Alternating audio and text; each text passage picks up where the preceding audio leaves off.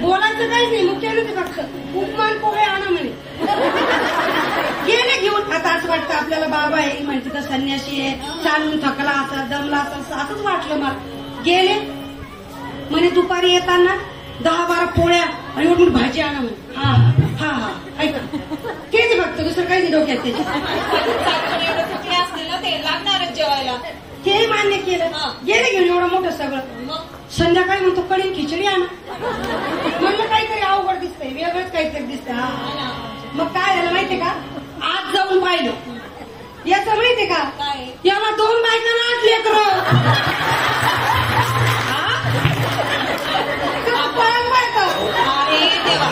असा कसा बाबा हा. हो ना.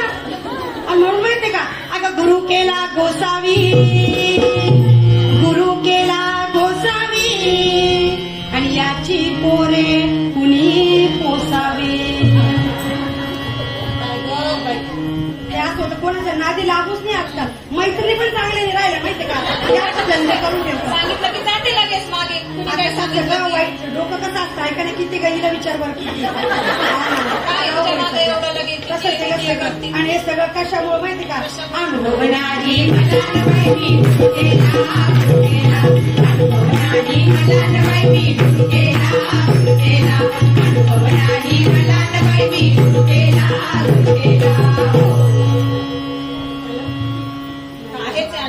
नाही ना. आता प्लॉट घेतला, घर बांधायचे. समस्या मला नाही, सगळ्यांचंच असं आहे का नाही बरं. आणि म्हणून आजकाल तुला माहितीये का, स्थिरताच नाही. 6 महिने हा गुरु, दुसऱ्या 6 महिन्यात दुसरा आहे ना, तिसरी पुन्हा 6 महिन्यात कोणतरी सांगितलं की हा ऐका ते माझंच नाही ग, सगळ्यांचं फक्त सांगून राहील तुला ऐका ना. सगळ्यांचं असंच आहे ग. आणि असं वाटतं ना ग, कुठंतरी काहीतरी आशेचा किरण दिसल, कुठंतरी काहीतरी आशेचा किरण दिसल. मग दिसला का इथे आता. अगं काय तुला सांगू, तिने का ती अलका कुलकर्णी आपली आता बसली नातवंड घेऊन घरी. आणि इथं आली तुला ते नातवंड परपंच सगळा पाठीमागे तिच्या. पण तिने मला सांगितलंय. काय सांगितलं. ती स्वतः घरी बसली परपंच. आणि मला काय सांगते माहिती का, तिथे मिटमिटा नाही का आपलं, तिथं कोणी बाबा आला म्हणे. बाई आता बाबा आला म्हणलं, तू आधीच 2 फटके काढले होते. हा ना, हे तर पाहिलं कसं होतं भाकरी टाकून पीठही संपलं सगळं. आणखी बाबा हे बाबा तो बाबा. आता शेवटचं म्हणलं बघायचं एकदा काय येतं, जर पावला तर पावला, नाही सोडून द्यायचं. आणि म्हणून तिथं गेले मंदिरात. अगं गुरु केला जंगम, अगं गुरु केला जंगम. अगं जंगम म्हणले का आपल्या डोळ्यासमोर कोण राहतात, संत बसवेश्वर स्वामी. फार कमी लोकांना माहिती असेल. फार महान आहे बरं का संत, फार मोठं कार्य केलं राष्ट्रासाठी आपल्या.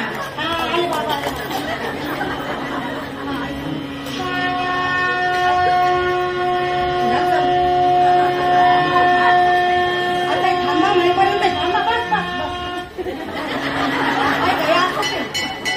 त्यांना म्हणलं बाबा काहीतरी उपदेश करा. बाबा त्यांचं उडे मग तुला सांगतील काही, देतील उपदेश. आता काय उपदेश देईल, हे सारखं असंच चालू आहे. असंच आहे का. अरे देव, बोलायचं काहीच नाही. बाबा सांगा काय उपदेश करणार आहे बघा नाही बाबा.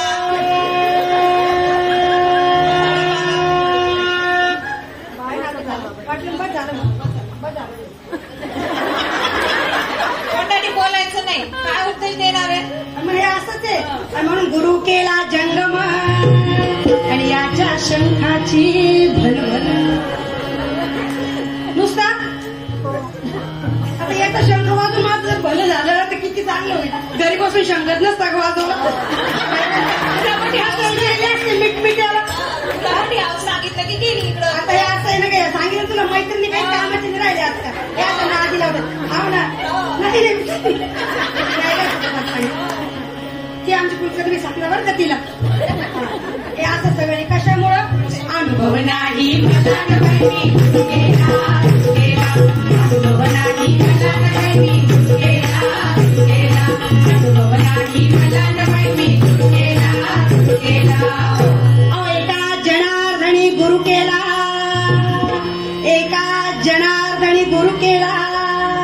आणि जन्म मरण फेरा चुकविला. पहा, गुरु कसा असावा तर आमच्या जनार्दन स्वामींसारखा असावा आणि शिष्य असावा तर आमच्या एकनाथांसारखा असावा. वयाच्या 12व्या वर्षात दृष्टांत झाला की तुला देवगिरीच्या किल्ल्यावर यायचंय. आई वडील नाही, आजी आजोबा. आणि छोटासा एकनाथ निघाला, पैठण वरून पायी निघाला देवगिरीच्या किल्ल्यावर, ज्याला आपण सध्या आता दौलताबाद म्हणतो. देवगिरीच्या किल्ल्यावर छोटासा एकनाथ तिथे गेला. तिथे गेल्यावर लगेच शिष्यत्व बहाल केलं का गुरूंनी? नाही, गुरूंनी परीक्षा घेतली. त्या परीक्षेत छोटा एकनाथ पास झाला आणि मग गुरूंनी शिष्यत्व बहाल केलं आणि सगळं काही शिकवलं.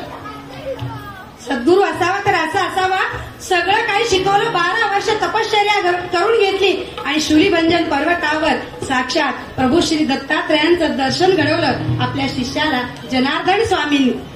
म्हणून गुरु असावा तर आमच्या जनार्दन स्वामींसारखा असावा आणि शिष्य असावा तर आमच्या एकनाथ महाराजांसारखाच असावा. बघा, कुठलंही भारूड घ्या, कुठली गवळण घ्या, कुठलाही अभंग घ्या, एका जनार्दनी. स्वतःबरोबर कुणाचं नाव जोडलं? गुरुचं नाव जोडलेलं आहे आपल्या जनार्दन स्वामींचं. म्हणून शिष्य असावा तर असा असावा. पण आज तसे गुरु राहिले नाही, तसे ते प्रेरित पण आपल्याला करत नाही आणि आपण पण त्या दृष्टीने त्यांच्याकडे बघत नाही, त्या दृष्टीने त्यांच्याकडे काही मागत पण नाही. आपण मागतो आपल्या प्रपंचासाठी, आपल्या संसारासाठी, आपल्या मुलाबाळांसाठी. पण संत जे होते किंवा आधीचे जे गुरु होते ते मागायचे राष्ट्रासाठी, धर्मासाठी. आणि म्हणूनच या संत परंपरेमध्ये किंवा गुरु परंपरेमध्ये एक नाव आणखीन आदरानं घ्यायचं, ते म्हणजे संत रामदास स्वामींचं. फार थोर संत, फार महान संत. नारायण ठोसर असं आधीचं नाव. 12 वर्ष वय. आईच्या आणि भावाच्या विनंतीवरून लग्नासाठी बोल्यावर उभे तर राहिले. सावधान शब्द कानात पडले आणि कळलं की या प्रपंचात पडण्यासाठी माझा जन्म नाहीये, मला खरंच सावध होण्याची गरज आहे. आणि छोट्याशा नारायणानं काय केलं? नदीच्या खोल डोहात उडी मारली आणि पोहत पोहत त्या काठावर गेले. कुणाला कळायच्या आत पायी चालत नाशिकला गेले. तिथे आपलं आराध्य दैवत प्रभू श्री रामचंद्रांचं दर्शन घेतलं. रामदास स्वामींचं का सांगतेय हे आज तुम्हाला थोड्या वेळाने कळेल की का संत रामदास स्वामीच का.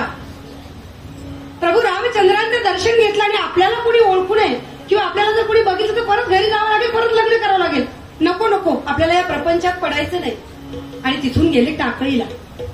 टाकळीला 12 वर्ष तपश्चर्या केली. प्रभू श्री रामचंद्रांचा 13 कोटी जप केला आणि तेव्हा साक्षात भगवंत प्रसन्न झाला, हनुमंत प्रसन्न झाले आणि नारायणाचा रामदास झाला. हेच आपले संत रामदास स्वामी. लोकांना भक्तीच्या मार्गाकडे तर नेलंच, पण सगळ्यात मुख्य काम म्हणजे त्यावेळेला फार अराजकता माजली होती. धर्माचा सगळीकडे धर्म लोप पावत चालला होता आणि म्हणून संत रामदास स्वामींनी धर्मासाठी काहीतरी केलं पाहिजे हा विचार डोक्यात ठेवून अनेक तरुणांना राष्ट्रभक्तीकडे वळवलं, धर्माकडे वळवलं. की धर्माकडे वळण्याची फार गरज आहे आता. आणि म्हणून त्यांनी ठिकठिकाणी व्यायामशाळा काढल्या. संत होत्या, काही गरज नव्हती हे सगळं करायची, पण त्यांनी पाहिलं की त्यावेळची परिस्थिती अशी आहे की आता लोकांना पुन्हा आपल्या धर्माकडे, आपल्या राष्ट्राकडे वळवण्याची खूप गरज आहे. आणि आपल्याकडे सगळ्या गोष्टी आहेत, माफ करा, आपल्याकडे सगळ्या गोष्टी आहेत, पण दुर्दैवानं आपल्याकडे धर्मनिष्ठा नाही. हा फार मोठा दुर्दैव म्हणूया आपल्या सगळ्यांचं, आपल्या राष्ट्राचं दुर्दैव म्हणूया की धर्मनिष्ठा आपल्याकडे नाहीये. धर्माप्रती बाकीचे लोक जेवढे सजग आहेत दुसऱ्या धर्माचे, तेवढे आपल्या हिंदू धर्माचे नाही, हे आपलं दुर्दैव आहे. आणि आज या भारुडाच्या माध्यमातून सगळ्या माता भगिनींना मला नम्र विनंती करायची आहे की आज परत तीच परिस्थिती आलेली आहे. आपला धर्म वाचवण्याची आपल्याला खूप गरज आहे. मी नाही म्हणत नाही, तुम्ही बचत गट काढा, तुम्ही बीसी पार्टी करा, तुम्ही सगळं काही करा, रोज करा, पण आठवड्यातला किंवा महिन्यातला एक दिवस आपल्या धर्मासाठी खर्च करा, आपल्या राष्ट्रासाठी खर्च करा. फार गरज आहे. वाईट वाटतं. एकदा फक्त गावातून एक चक्कर मारून या. जे आपलं जुनं शहर आहे त्या शहरातून एकदा चक्कर मारून या, म्हणजे तुम्हाला कळेल धर्म राखणं आज किती गरजेचं आहे. ते फार आवश्यकता आहे. नितांत आज आपण खूप मस्त मजेत आहे, सगळीकडे फिरतोय, आनंद घेतोय, पण आपल्या पुढच्या पिढीला माफ करा, आपल्याकडे सगळ्या गोष्टी आहेत, पण दुर्दैवानं आपल्याकडे धर्मनिष्ठा नाही. हा फार मोठा दुर्दैव म्हणूया आपल्या सगळ्यांचं, आपल्या राष्ट्राचं दुर्दैव म्हणूया की धर्मनिष्ठा आपल्याकडे नाहीये.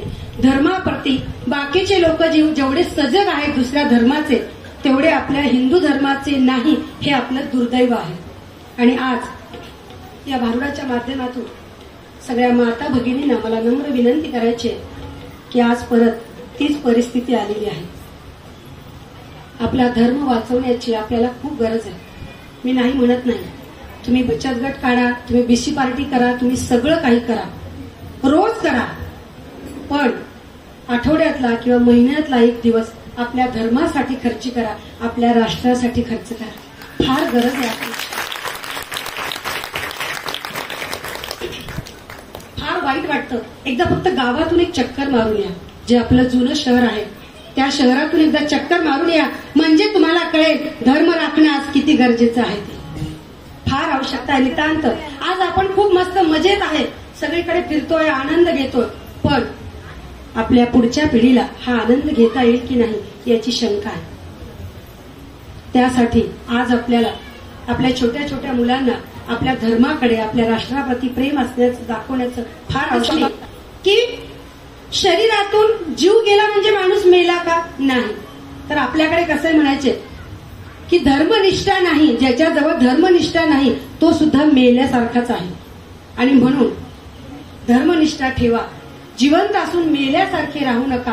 हेच आज यातून मला आव्हान करायचंय सगळ्यांना की धर्माप्रती काहीतरी करा. महिन्यातून एक दिवस ठरवून घ्या, छोट्या छोट्या मुलांना जमवा, त्यांना आपले श्लोक शिकवा. खूप गोष्टी आपल्याकडे शिकवायसारख्या, खूप कितीतरी गोष्टी आहेत. आणि मी तुम्हाला आणखीन एक गोष्ट सांगते, त्या शिबिराला मी आवर्जून 2-3 वर्षापासून जाते. फार हुशार पिढी होईल, त्या मानाने काहीच नाही आपण, म्हणजे त्यांच्या इतके जेव्हा आपण होतो ना काहीच येत नव्हतं आपल्याला. 6-7 वर्षाचे जेव्हा आपण होतो, जर आठवत असेल तर काही म्हणजे काहीच येत नव्हतं. पण ही जी पिढी आहे अत्यंत हुशार आणि तल्लख बुद्धीची अशी आहे. मग त्याचा उपयोग आपणच करून घेतला पाहिजे की नाही. घराघरात आई वडिलांनी पण या गोष्टी केल्या पाहिजे. मुलांना धर्माकडे वळवा, राष्ट्राकडे वळवा. आणि म्हणूनच सद्गुरू पण असा असावा की जो धर्माकडे नेईल, राष्ट्राकडे नेईल. आणि म्हणून आमचे संत रामदास स्वामी शिवरायांना ज्यांनी धर्माप्रती खूप काही गोष्टी शिकवल्या आणि सांगितलं काय करायचं, कसं वागायचं ते. आणि म्हणून संत रामदास स्वामी वंदनीय आहेत. आणि आपल्याकडे खूप सारे गुरु आहेत. आपले गोंदवल्याचे महाराज आहेत, आपले प्रल्हाद महाराज आहेत, सखाराम महाराज आहेत. खूप सारे गुरु आहेत जे आपल्याला धर्माकडे, राष्ट्राकडे नेतात. आणि म्हणून गुरु असावा तर असाच असावा. पण आजकाल कलियुगामध्ये असा गुरु नाही. कलियुगामध्ये कसं आहे माहितीये का, गुरु म्हणजे 4 मजली गाडी, 4 मजली माडी, एसीची गाडी, हातात अंगठ्या, असा गुरु. आणि हा गुरु आजकालचा कसा माहितीये का, स्वतःचा उदो करायला होता नाही. तुम्ही बघा, म्हणून म्हणते, परत एकदा सांगते, सकल संत गाथामध्ये बघा, सगळे संत आपल्याला सांगतात की स्मरण करा प्रभू श्री रामचंद्रांचं, स्मरण करा भगवान श्रीकृष्णाचं, स्मरण करा त्या पांडुरंगाचं, सदैव नाव घ्या जय जय रामकृष्ण हरी. पण आजकाल कसं आहे का, आजकाल गुरु कसे बघा, त्याचा दृष्टांत देऊन या भारुडाची सांगता करणार. एक सद्गुरू होते, ते आपल्या शिष्याच्या घरी गेले. शिष्याच्या घरी गेल्यावर त्यांनी काय केलं, चांगले 8-10 दिवस राहिले, मस्त पाहुणचार घेतला, सगळं खाल्लं पिल्लं. आणि आल्यापासून सद्गुरूचं लक्ष बाहेर दाराशी होतं. त्या शिष्याच्या दारासमोर एक घोडी बांधलेली होती. म्हणून सद्गुरूने काय केलं, आता निघायचं, दुसऱ्या दिवशी निघायचं. सांगितलं शिष्याला, मी आता उद्या सकाळी निघणार आहे. आणि त्यांनी पाट घेतला, त्या पाटावर बसले आणि सद्गुरू पाटावर बसून घोडी घोडी घोडी घोडी घोडी. आता शिष्य पण त्यांचा शिष्य, तोही हुशार, त्यानं ओळखलं सद्गुरू घोडी मागून राहिले आपल्याला. त्या शिष्यानं पण आल्यापासून पाहिलं होतं, त्या सद्गुरू जवळ एक सुंदर सोन्याची जर असलेली शाल जोडी होती. शिष्य हुशार, त्याला समोर पाठ टाकला गुरुच्या, तो घुमायला लागला, शाल जोडी शाल जोडी शाल जोडी. गुरु म्हणतो घोडी घोडी घोडी, हा म्हणतो शाल जोडी शाल जोडी शाल जोडी. गुरुच्या लक्षात आलं की हा काय करतोय, घोडी देणारे पण शाल जोडी घेणारे. गुरु अजून हुशार, तो म्हणतो तुझी तुला माझी मला, तुझी तुला माझी मला, तुझी तुला. हे कलियुगातले गुरु. पण अशा गुरुच्या नाती लागू नका. सद्गुरू करायचा तर तो पारखूनच करा. आणि हेच सांगतात आमचे जनार्दन, आमचे एकनाथ महाराज. आणि म्हणून एकनाथ महाराज म्हणतात की बघा मी कसा गुरु केला. अहो एका जनार्दनी गुरु केला आणि जन्म मरण फेरा चुकविला. माझ्या सद्गुरूमुळे काय झालं, मला मोक्षपद प्राप्त झालं. आणि म्हणून गुरु असा पाहिजे. आणि मला तसा गुरु लाभला नाही. कशामुळं, अनुभव नाही मला नवाई मी केला केला, अनुभव नाही मला नवाई मी केला केला, अनुभव नाही मला नवाई मी केला केला. भांडा शेकणा भांडा शेकणा भांडा शेकणा भांडा शेकणा भांडा शेकणा भांडा शेकणा भांडा शेकणा भांडा शेकणा. पंढरनाथ महाराज की जय. संत शिरोमणी श्री एकनाथ महाराज की जय. जगदंबा महाराज